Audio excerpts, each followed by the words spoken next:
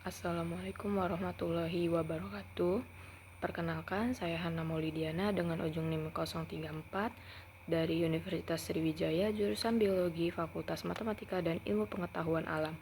Yang saya hormati kepada Pak Juswardi selaku dosen pengampu mata kuliah Fisiologi Tumbuhan. Baiklah, di sini saya dari kelompok 4 akan mempresentasikan hasil diskusi kami mengenai plant respiration from cell to ecosystem. Berikut adalah anggota dari kelompok 4. Selanjutnya ada review jurnal. Pokok pembahasannya yaitu pertama identitas jurnal, yang kedua tujuan, yang ketiga kelebihan dan kekurangan. Identitas jurnal, judul Plant Respiration from Cell to Ecosystem, penulis Hans Lembers dan Michael Ribes-Carbo, tahun terbit September 2005, volume atau halaman 18, halaman 1-15, penerbit Springer.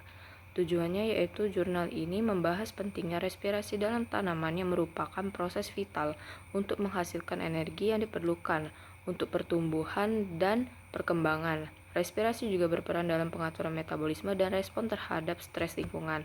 Selanjutnya ada kelebihan. Yang pertama, kedalaman analisis. Jurnal ini memberikan analisis yang mendalam dan komprehensif tentang respirasi pada tanaman. Relevansi praktis. Penelitian ini memiliki implikasi praktis yang signifikan untuk pertanian dan pengelolaan tanaman. Referensi yang kuat, penulis mengacu pada banyak penelitian dan literatur yang relevan, memberikan dasar yang kuat untuk argumen yang disajikan. Kekurangan yang pertama yaitu keterbatasan dalam studi kasus. Meskipun jurnal ini mencakup banyak aspek, beberapa contoh spesifik dari studi kasus mungkin dapat memperkaya pemahaman pembaca. Keterbatasan dalam aplikasi praktis, meskipun ada pembahasan tentang aplikasi praktis, lebih banyak detail tentang implementasi strategi di lapangan akan sangat bermanfaat. Resum singkatnya yaitu pendahuluan. Jurnal ini memberikan wawasan mendalam tentang proses respirasi pada tanaman yang merupakan aspek fundamental dalam fisiologi tanaman. Penulis menggarisbawahi pentingnya respirasi dalam konteks pertumbuhan, perkembangan dan adaptasi tanaman terhadap lingkungan. Dengan latar belakang yang kuat dalam penelitian tanaman, penulis menyajikan informasi yang relevan dan terkini mengenai mekanisme respirasi. Selanjutnya ada proses respirasi. Jurnal ini menjelaskan dua jenis respirasi yaitu aerob dan anaerob. Respirasi aerob yang lebih efisien menghasilkan lebih banyak ATP dibandingkan respirasi anaerob. Penulis menjelaskan jalur metabolik yang terlibat termasuk glikolisis, siklus asam sitrat, dan rantai transportasi elektron. Penjelasan ini disertai dengan diagram yang memudahkan pemahaman pembaca tentang alur proses metabolik. Regulasi transpirasi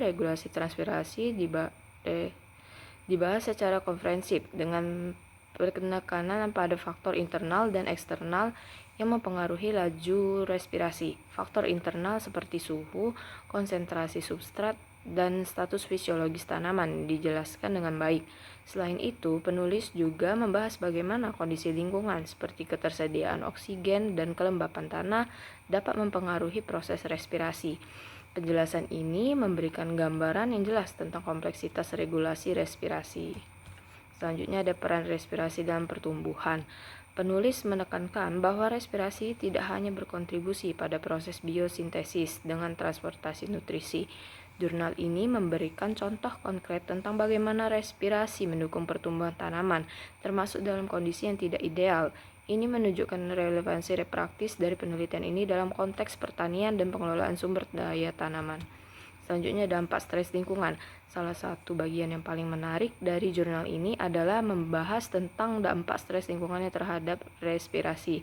Penulis menjelaskan bagaimana tanaman dapat beradaptasi dengan mengubah pola respirasi mereka sebagai respon terhadap stres, seperti kekeringan dan suhu ekstrim. Ini memberikan wawasan penting tentang ketahanan tanaman dan potensi untuk meningkatkan produktivitas dalam yang menantang. Selanjutnya rekomendasi untuk penelitian selanjutnya. Penulis merekomendasikan agar penelitian lebih lanjut dilakukan untuk memahami lebih dalam tentang mekanisme yang mengatur respirasi dan bagaimana hal ini dapat diterapkan dalam praktik pertanian.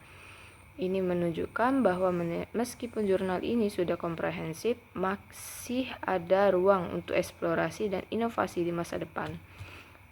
Adapun kesimpulan dari review jurnal ini, yaitu jurnal ini menyimpulkan bahwa pemahaman yang lebih baik tentang regulasi respirasi dapat membantu dalam pengembangan strategi untuk meningkatkan ketahanan tanaman terhadap stres lingkungan. Penulis mendorong penelitian lebih lanjut untuk mengeksplorasi mekanisme molekuler yang mendasari regulasi ini, serta interaksi antara respirasi dan proses fisiologis lainnya.